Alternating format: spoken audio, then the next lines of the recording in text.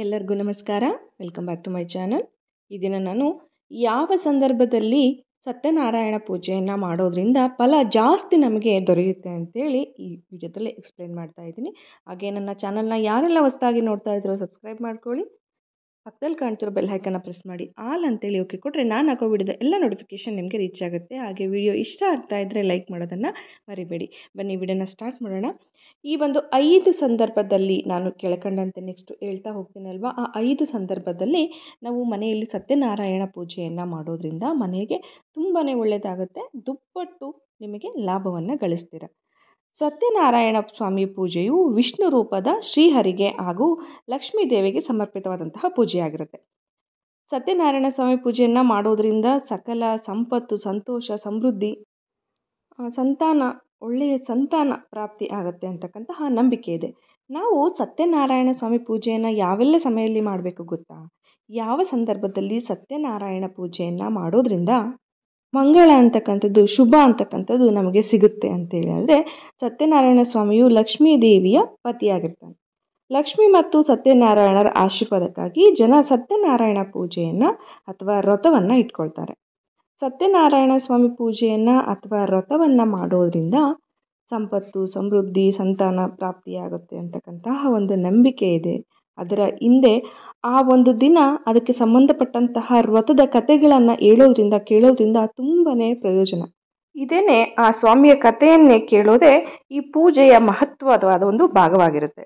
ಸತ್ಯನಾರಾಯಣ ಸ್ವಾಮಿ ಪೂಜೆಯನ್ನು ಯಾವೆಲ್ಲ ಸಂದರ್ಭದಲ್ಲಿ ನೆರವೇರಿಸಬಹುದು ಎಂಬುದನ್ನು ನೋಡೋದಾದರೆ, ಮಕ್ಕಳ ಜನ್ಮ ದಿನಾಚರಣೆಯಂದು, ನಿಮ್ಮ ಮಕ್ಕಳ ಜನ್ಮದಿನದ ಸಮಯದಲ್ಲಿ ಅಥವಾ ಆ ದಿನದಂದು ಸತ್ಯನಾರಾಯಣ ಪೂಜೆಯನ್ನು ನೆರವೇರಿಸಬಹುದು.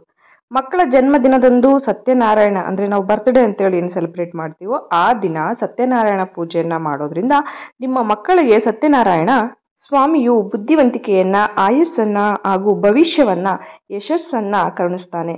ಮಕ್ಕಳು ಭವಿಷ್ಯದಲ್ಲಿ ಆರೋಗ್ಯವಂತರಾಗಿರಬೇಕು ಅಂತೇಳಿ ಬಯಸುವ ಪೋಷಕರು ಅವರ ಜನ್ಮ ದಿನಾಚರಣೆಯಂದು ಸತ್ಯನಾರಾಯಣ ಪೂಜೆಯನ್ನು ಮಾಡಿದ್ರೆ ತುಂಬಾ ಒಳ್ಳೆಯದು. ಹೊಸ ವ್ಯಾಪಾರವನ್ನು ಆರಂಭ ಮಾಡಬೇಕಾದ್ರೆ ನಾವು ಹೊಸದಾಗಿ ಯಾವುದಾದ್ರೂ ಅಂಗಡಿ ಏನಾದರೂ ವ್ಯವಹಾರವನ್ನು ಬಯಸ್ತಾ ಇದ್ದರೆ ಅಂಥ ಸಮಯದಲ್ಲಿ ನಾವು ಸತ್ಯನಾರಾಯಣ ಪೂಜೆಯನ್ನು ಮಾಡಬೇಕು. ಅದರಲ್ಲೂ ನೀವು ಸತ್ಯನಾರಾಯಣ ಸ್ವಾಮಿ ಪೂಜೆಯನ್ನು ಇತರೆ ಸ್ಥಳಗಳಲ್ಲಿ ಮಾಡುವ ಬದಲು ನಿಮ್ಮ ವ್ಯಾಪಾರ ಸ್ಥಳ, ನೀವೇನು ವ್ಯವಹಾರವನ್ನು ಮಾಡಬೇಕು ಅಂತ ಅಂದ್ಕೊಂಡಿರ್ತೀರಲ್ವ, ಆ ಒಂದು ಸ್ಥಳದಲ್ಲಿ ಆ ಒಂದು ಅಂಗಡಿಗಳನ್ನು ಮಾಡೋದ್ರಿಂದ ಅದು ನಿಮಗೆ ಹೆಚ್ಚಿನ ಫಲವನ್ನು ನೀಡ್ತಕ್ಕಂಥದ್ದು. ಹಾಗೆ ನೀವು ಮಾಡಲು ಹೊರಟ ವ್ಯವಹಾರದಲ್ಲಿ ಸಾಕಷ್ಟು ಲಾಭವನ್ನು ತಂದುಕೊಡುತ್ತೆ. ಇನ್ನು ದಾಂಪತ್ಯವನ್ನು ಆರಂಭಿಸುವ ಮುನ್ನ ಕುಟುಂಬದಲ್ಲಿ ಮದುವೆ ನೆರವೇರಿರುತ್ತೆ. ಸೊ ಅಂಥ ಸಮಯದಲ್ಲಿ ವಧುವರರನ್ನು ನಿಮ್ಮ ಮನೆಯಲ್ಲಿ ಅದು ವಧುವೇ ನಿಮ್ಮ ಮನೆಗೆ ಪ್ರವೇಶ ಮಾಡ್ತಾಳಲ್ವ, ಅಂಥ ಸಂದರ್ಭದಲ್ಲಿ ನಿಮ್ಮ ಕುಟುಂಬದಲ್ಲಿ ಯಾವುದೇ ವಿವಾಹ ಕಾರ್ಯ ನಡೀಲಿ, ಮದುವೆ ಮುಗಿದ ನಂತರ ನವದಂಪತಿಗಳನ್ನು ಕೂರಿಸ್ಬಿಟ್ಟು ಸತ್ಯನಾರಾಯಣ ಪೂಜೆಯನ್ನು ಮಾಡಿಸ್ಬೇಕು. ನವಜೋಡಿಗಳಿಗೆ ಸತ್ಯನಾರಾಯಣ ಸ್ವಾಮಿ ಪೂಜೆಯನ್ನು ಮಾಡಿಸೋದ್ರಿಂದ ಅವರ ಮುಂದಿನ ದಾಂಪತ್ಯ ಜೀವನ ಸುಖ ಸಂತೋಷದಿಂದ ತುಂಬಿರುತ್ತೆ. ಅವರು ಬಯಸಿದ ಸಂತಾನವೂ ಸಹ ಪ್ರಾಪ್ತಿಯಾಗುತ್ತೆ.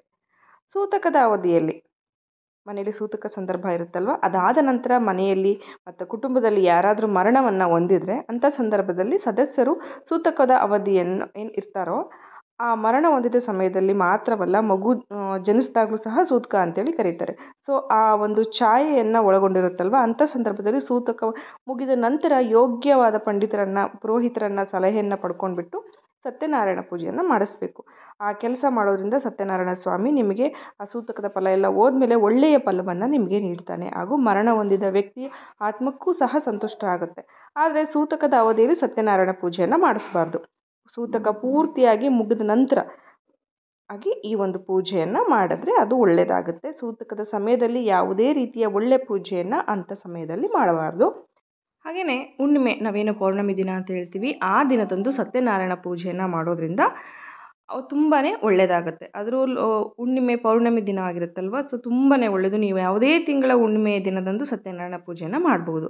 ಮೊದಲೇ ಹೇಳಿದ ಹಾಗೆ ನಮಗೆ ಅವತ್ತು ಸಂಪತ್ತು, ಸಮೃದ್ಧಿ ಎಲ್ಲದೂ ಸಹ, ಶಾಂತಿ ಎಲ್ಲದೂ ಸಹ ಸಿಗುತ್ತೆ. ಸೊ ಇಂಥ ದಿನಗಳಲ್ಲಿ ನಾವು ಸತ್ಯನಾರಾಯಣ ಸ್ವಾಮಿಯನ್ನು ಪೂಜೆಯನ್ನು ಮಾಡೋದ್ರಿಂದ ನಾವಿಷ್ಟು ಲಾಭಗಳನ್ನು ಪಡಿಬಹುದು. ಹಾಗೆಯೇ ಆ ದಿನ ಕರೆದ್ರೇ ಹೋಗಬೇಕು ಆ ಪೂಜೆಗೆ ಅಂತ ಏನೂ ಇಲ್ಲ.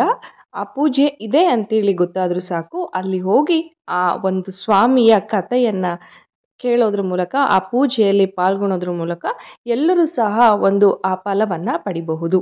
ಇದಿಷ್ಟು ಸತ್ಯನಾರಾಯಣ ಸ್ವಾಮಿಯ ಪೂಜೆಯ ವಿಷಯವಾಗಿರುತ್ತೆ. ಈ ಒಂದು ಮಾಹಿತಿ ಉಪಯೋಗ ಆಯಿತು ಅಂತೇಳಿ ಭಾವಿಸ್ತಾ ಈ ಒಂದು ವಿಡಿಯೋನ ನಾನು ಇಲ್ಲಿಗೆ ಮುಗಿಸ್ತಾ ಇದ್ದೀನಿ. ಮತ್ತೆ ಮುಂದಿನ ವಿಡಿಯೋದಲ್ಲಿ ಭೇಟಿಯಾಗೋಣ. ನಮಸ್ಕಾರ.